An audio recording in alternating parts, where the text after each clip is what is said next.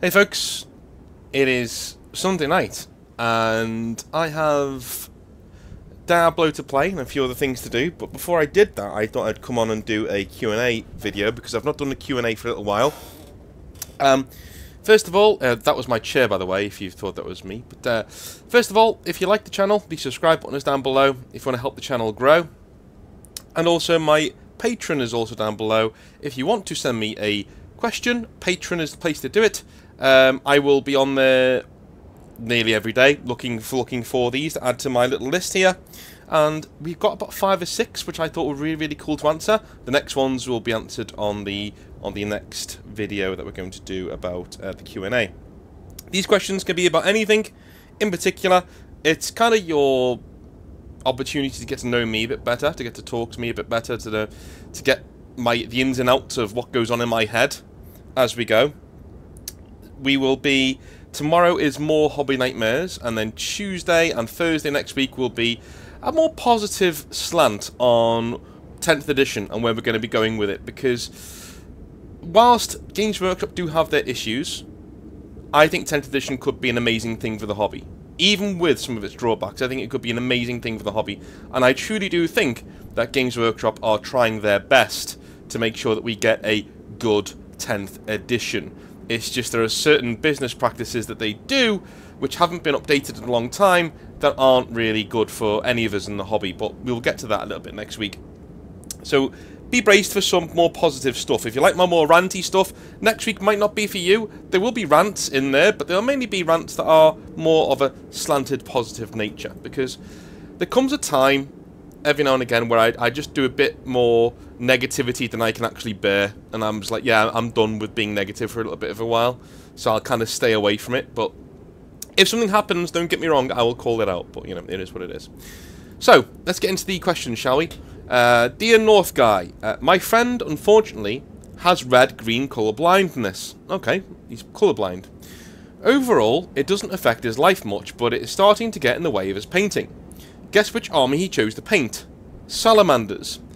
As you might be able to tell, this is probably the worst choice available, given that he can't tell a difference in shades of green or red at all. He can't tell where the green power armor is evenly coated, so his models end up looking very splotchy and unevenly painted. How do I approach this situation? He's aware of the problem, but he quite literally can't tell a green salamander from a grey knight. He's never been touchy about his colour blindness, so I could tell him to try another colour scheme. Do I check his models and after he's done painting? Thanks. One thing you need to recognise going forwards is this might be a coping mechanism for somebody who has something wrong with their eyesight. You never know. He might find the fact that he is painting an army in green, a colour that he can't do, that he doesn't know what it looks like, as a really liberating thing for him and his colour blindness. You just don't know. That could be genuinely what he's doing it for, right? He's doing it as a statement of like an FU. No, I'm gonna paint it in this colour, and as long as people can't see that this colour, that this, you know, model is bad, if I get no comments like that, then I'm defeating my colour blindness, you know. So be very careful about going up to him and just saying, hey man, you know, that doesn't look very good, or you need to change this colour for that. At the end of the day, somebody else's models are their models. If it seems like your friend is enjoying it, if it seems like your friend is really into the hobby and is getting a huge kick out of his models, then he's doing the hobby correctly. That's it. He's doing the hobby correctly. And if you went and broached to him that he wasn't doing it correctly, you would be the one who would not be doing the hobby correctly, because you're not approaching it in the spirit that it should be in. I think you're doing this from a point of view of a friend, which is great. And I think, you know, you're a good friend for being concerned about him and his happiness, which is fantastic. But if he seems happy enough, and if he seems really proud of his models, dude, just slap him on the back and say, job well done, dude, job well done. Maybe even pick something else out that he can do that's not that doesn't change the colour of the model. If you like salamanders, let him do salamanders. It just is what it is. Now, if he's just doing it because he likes the lore of salamanders, right, then maybe then say to him, look, there are other salamander chapters, successor chapters, that don't use the colours green, that you can't paint. You know, don't you want to see your models in all their glory as they're supposed to be seen? Maybe do them in a silver, or a black, or you know, something like that, or yellow, just so you can see them as they're meant to be painted. Do you know what I mean? Just to give yourself the best chance of seeing what you've done in the best light. That might be a good way of broaching it. But if he seems happy, leave him to it. Leave him to it. It's my advice. So, what do you find the hardest about being a Warhammer YouTuber? Oh, not the negative feedback. I actually had an interesting discussion with Outer Circle about this the other day. We were having a chat, and you know, I mentioned to him that, you know, some of my videos sometimes get negative feedback, and it's not that fun to read. And Outer Circle literally doesn't give a shit. You can talk shit about Outer Circle for the next 17 weeks, and he will nary give you a glance. Why? Because, as he said before on his channel, he doesn't need the money. He does his channel because it's a passion project and it's what he likes to do, right? And it links into his career. Somebody like me, I have a career also, but in terms of my actual job, I would say the channel earns me about 25% of my monthly paycheck, which doesn't seem like a lot. It doesn't seem like a lot. But can you imagine losing 25% of your paycheck overnight? Yeah, that wouldn't be fun, would it? So I think that's where I am. Is that you know, I'm devoting more and more time to this YouTube thing. And if it doesn't go that well for me, or if I start to lose subscribers, or if I start to lose ad revenue, or I start to lose Patreon members, that would really hit me in the wallet, you know? It wouldn't bankrupt me, I'd be fine, and I'd figure something else out, don't get me wrong. You know, I'm a man of many resources, and I can get paid for intellectual stuff quite easily, right? It's not a big thing. So I could switch, but I don't want to. I enjoy doing YouTube, that's the thing. I really enjoy doing YouTube. I enjoy being here for everybody, and I think that we're doing some good on the channel.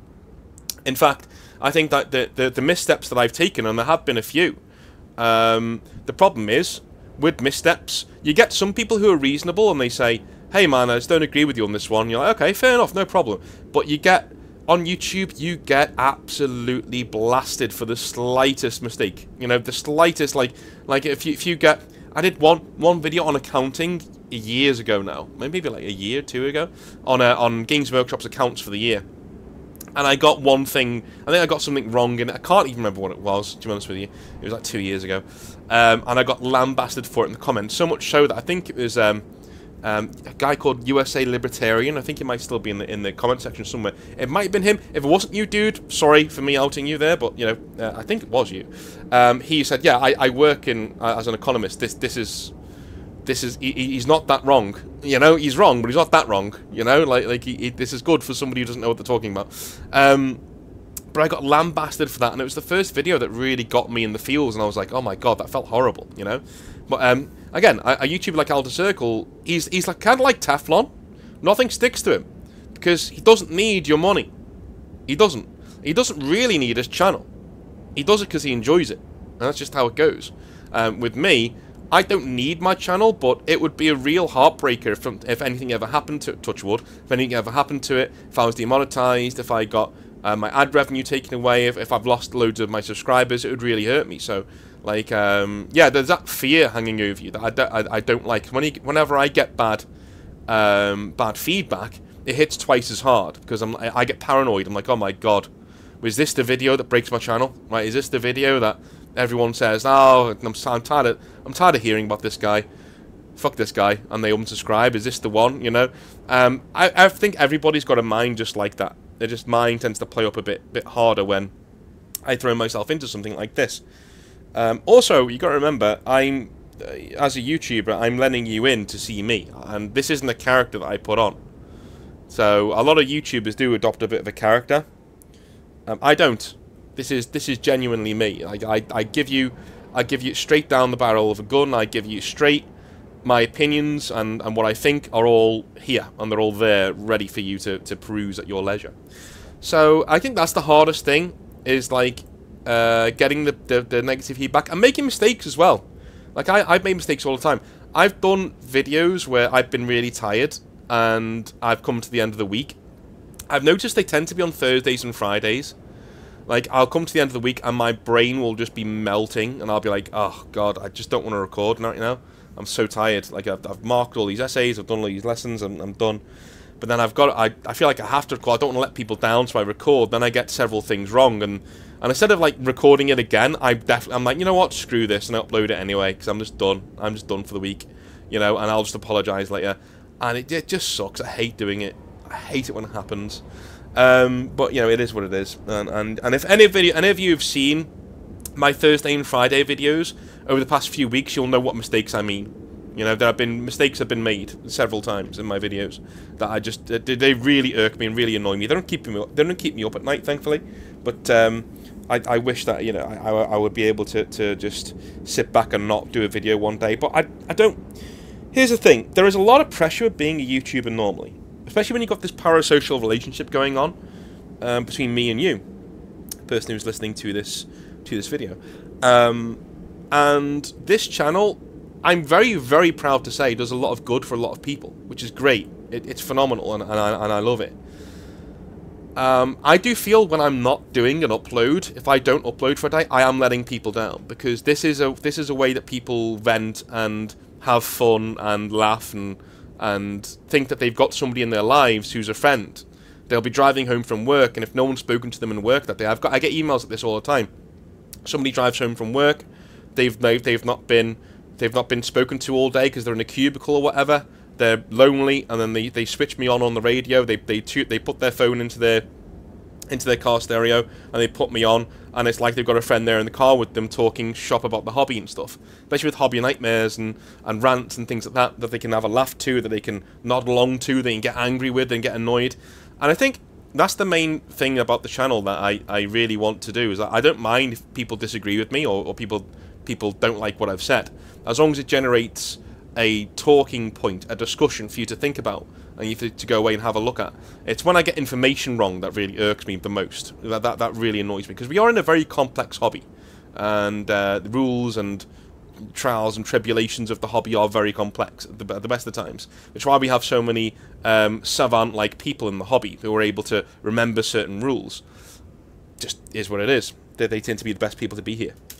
So when I don't do a video, I sometimes feel like I'm letting those people down, and so I'll do a video anyway. And I know people will say, well, don't do it, and I'm like, well, it's not that easy. It's not that easy. There are very few people in this world who have thousands of people, that pressure of thousands of people wanting to hear from them. Even in this YouTube sickening Instagram-like world of influencers, right? Even hate using the term. Even in this world, there are very few people who actively have thousands of people waiting on them so they can get their fix for the day, and they can vent for a while, and it can be an enrichment to their day. Plus, I'll tell you what, that really does get me to hit record all the time, is when I know there's going to be people out there who are going to get a real kick out of this. The best feeling in the world is when I've read a really good hobby nightmare, or I've skim read a really good hobby nightmare before I actually do the read on the channel. I'm like, oh my god, that's gonna slap. People are gonna love that.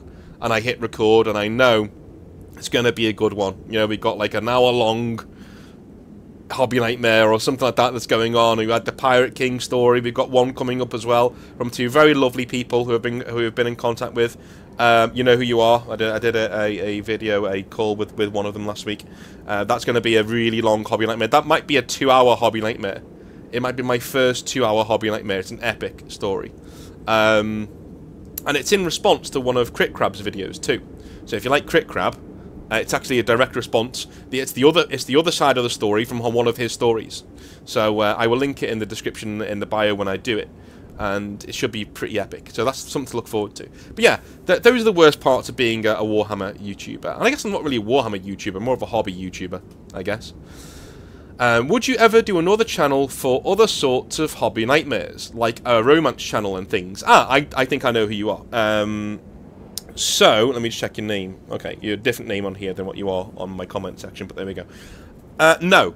And the response to that mainly is because it took me this long to get this channel going to where it is, you know, to where I like it. I like the fact that we've got a smorgasbord of content on the channel.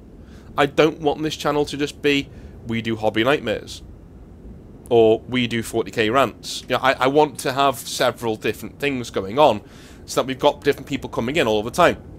I still get emails about black coats, and those were my most disliked videos on the channel because they weren't Warhammer related. So I would get like, you know, 70% likes. It was a 3 to 4 hour free podcast D&D session with me and a few friends from the channel having fun, right? And it was for free, and it still got heavily ratioed and disliked because it wasn't 40k related, right? It wasn't wargaming related, right? So I don't mind doing that. I don't mind putting that stuff on the channel.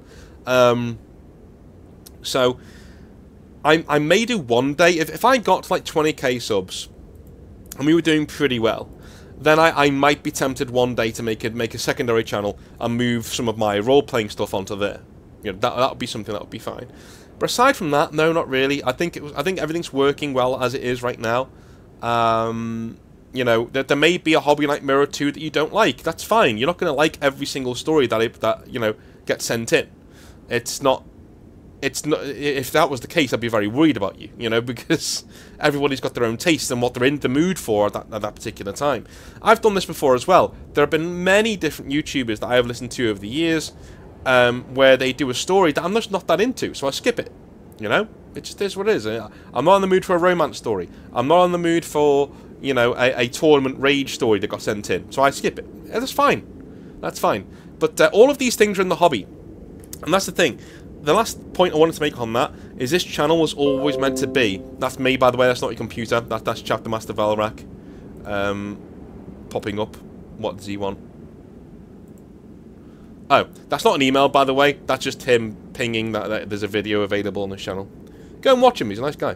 What was I saying? Oh yeah, the other thing is that the channel itself, I've always wanted it to be. This is what the experience of the hobby is like. You know, this is what it's like.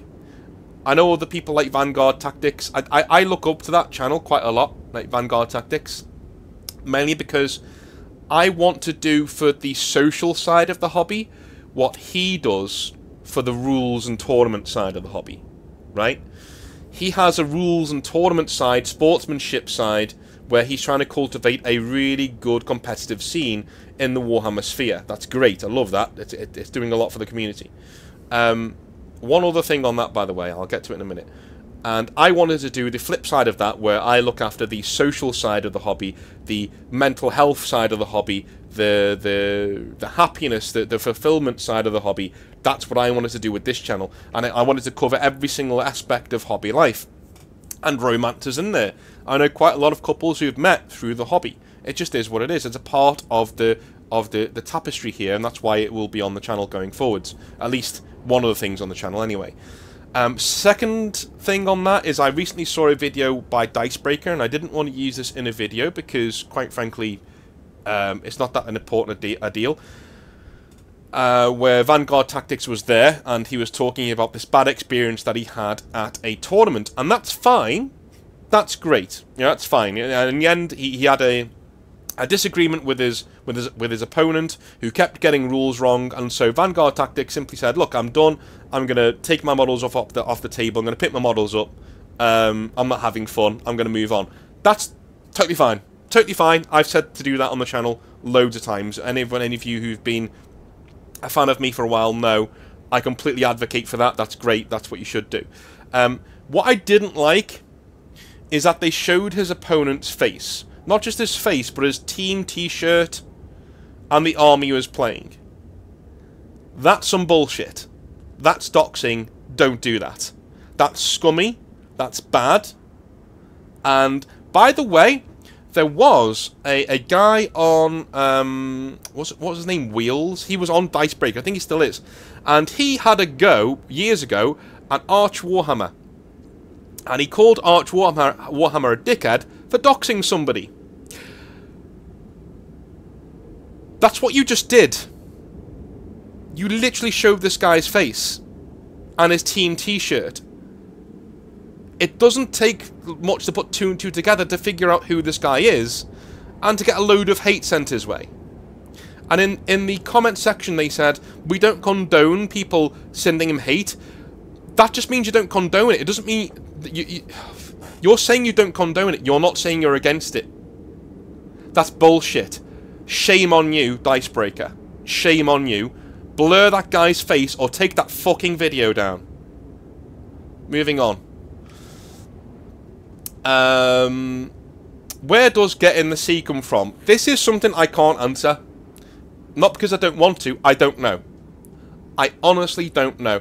I said it once. It is a saying that's in England. You know, get in the bloody sea. It is a saying over here. It's not even a saying that's around Liverpool. You would think it would be because we're a very nautical port city. But it's not really.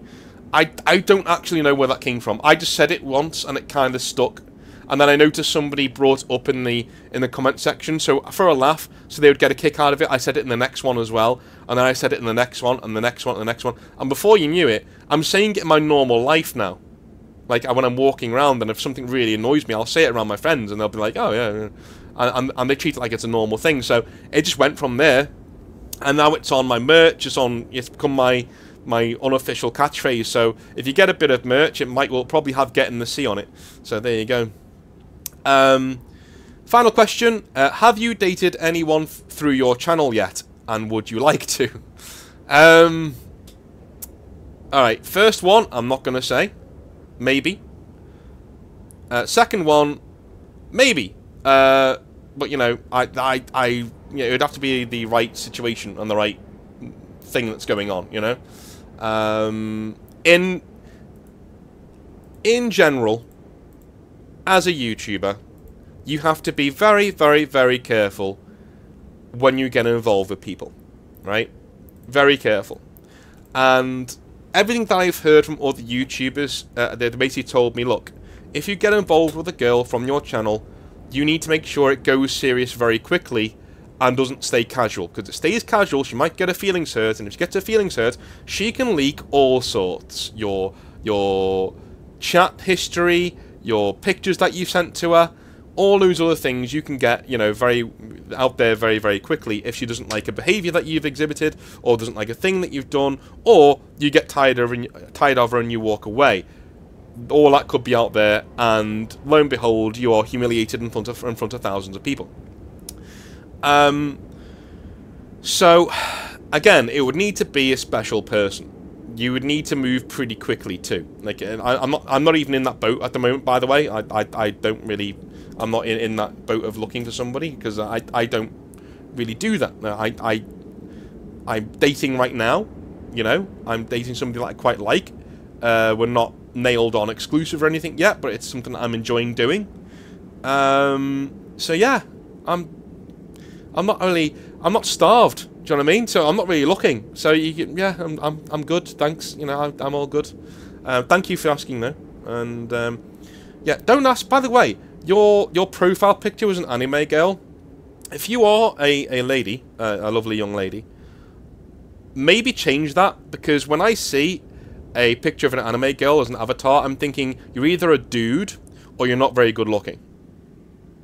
That sounds harsh, but every bloke listening to this is nodding along. Every bloke listening to this, what are you hiding if your face isn't on your profile picture? Of your email account. Not Discord, that's fine, but of your email account. Right? That should be your name and your face should be on there. If not your name, definitely your face, so I know that you are indeed who you are who you say you are, because I don't know if that's you or not, but you know, you're showing your face. So if you're gonna send me an email like that, make sure that your face is on it, because you know, at the moment you are an anime girl, and as far as I'm aware, you're either a dude or trans. You know, I don't judge. You're either a dude, trans, or ugly, and that sounds horrible. That does sound horrible. I wish I didn't say ugly. You know what I mean, though. You know what I mean. It's the same thing. It's the same reason why I don't grow a massive beard, right? I don't grow a massive beard because I've got nothing to hide. I've got stubble, but I don't have a massive beard. Most of the blokes I know who got beards have a scar or a massive chin or an oddly shaped face, or they're a bit heavy, so they use the beard to offset the fact that they're porky, right? And I know blokes who do all of those things combined, and they look great with beards, but there's a reason why they wear them, right? Some blokes don't. There's always an exception to the rule, but still, by and large. So yeah, take the anime picture off, because it doesn't do you any favours, you know? Especially if you're going to send an email like that. make sure you take the anime picture off and have your actual face on there. Nothing against you guys on Discord who have anime pictures. It's Discord. You don't want to put your face in Discord. I do because I don't give a shit. But you know, you don't need to. It's all good. Being anonymous is fine. Having your veils is fine. All good, man. But if you're gonna send the business email, you know, face, not an anime picture. And for God's sake, this looked like quite a professional email, as in the email name, right? Take that picture off if you apply for a job. Never send a CV or resume to a job with an anime picture as your profile picture. Make sure it's you looking nice in a suit or a shirt or wherever you want to wear that makes you look smart. Anyway, love you all long time. I'll be back tomorrow with some more Hobby Nightmares, and hope you've enjoyed spending a little bit of time with me on the Sunday evening. I've really enjoyed it, getting stuff off my chest. Love you all. I will speak to you later on. Be safe. I'll see you tomorrow. Bye.